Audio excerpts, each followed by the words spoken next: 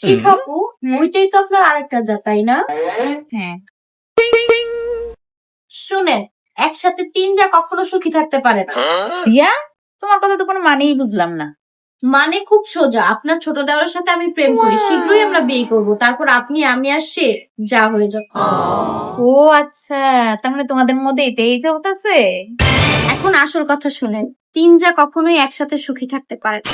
যে কোনো একজনকে চাপে রেখে বাকি দুজনের ভালো থাকতে হয়।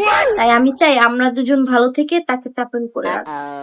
ও আচ্ছা, তুমি আমার দেবর সাথে প্রেম করে ভালো কথা, কিন্তু তুমি আমাদের ফ্যামিলির সব কথা কিন্তু জানো না। কোন কথা আবার জানি না? তুমি যাকে আমার যা ভাবতেছো, সে যা ঠিকই, তার সাথে সাথে কিন্তু সে আমার আপন বোন।